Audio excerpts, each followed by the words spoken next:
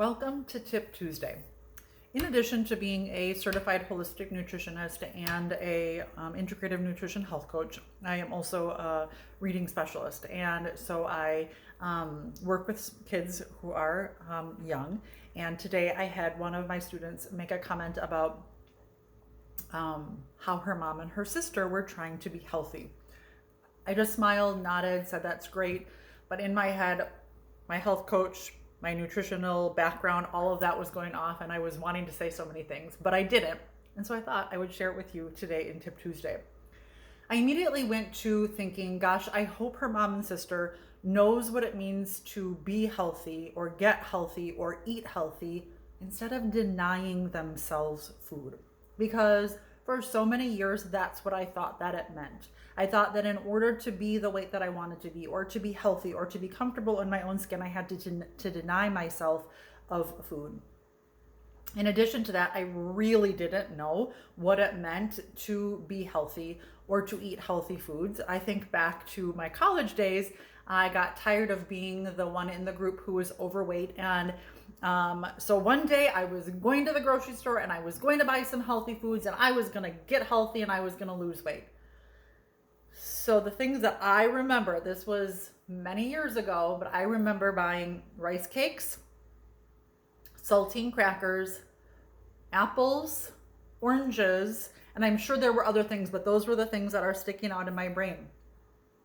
And I remember starting to eat these foods, and I remember being ravenous. Well, of course I was ravenous. I was denying myself of food. I wasn't eating anything with any substance, no protein whatsoever. So as you can imagine, this diet lasted me about a day or two, and then I moved on because I was hungry. So my friends, for those of you who are struggling, or those of you who just want to get healthy, and those of you who want to feel comfortable in your own skin, I urge you to be looking at protein. I urge you to be looking at fiber. I urge you to be looking at grams of added sugar and to start being mindful of your ingredients. That might feel overwhelming. Stick with me. That's what I love doing.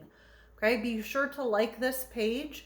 And I also have a Facebook page, so I will put a link to that in the comments so you can join that group as well. I'd love to have you join and learn from me. These are the things that I share about all of the time.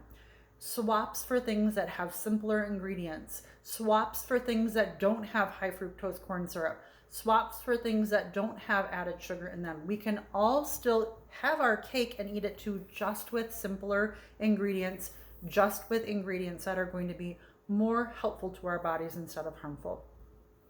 So a good rule of thumb, if you're looking for anywhere to start, aim for 30 plus grams of protein per meal. I know that can feel really overwhelming. And so I have a protein guide. Just comment protein and I will send it your way. In addition, fiber, you need to be getting 25 plus grams of fiber a day. Again, that can feel overwhelming. I'm here to help you with that as well. But one thing I want to tell you, don't go tomorrow and start having 25 grams of fiber. You will be very mad at me.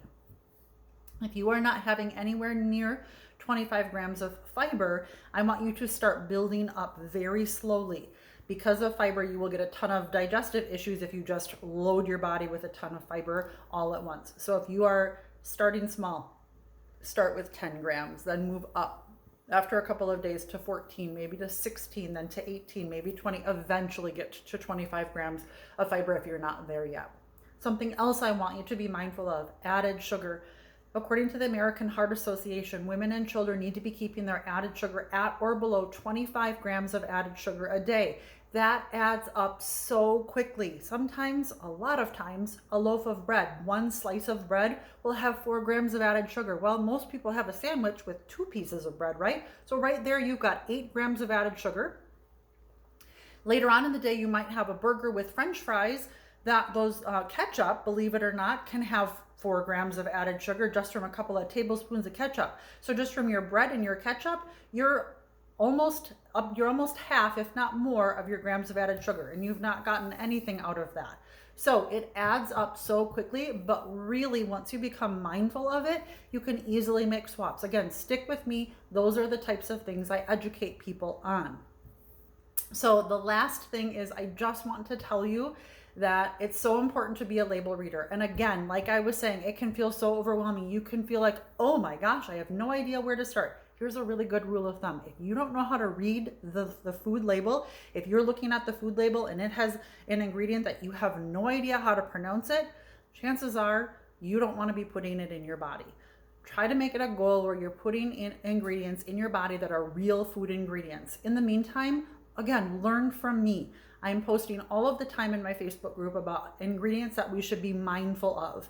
So again, look for that link in the comments. Join me on my Facebook page. I would love to have you come along and learn from me.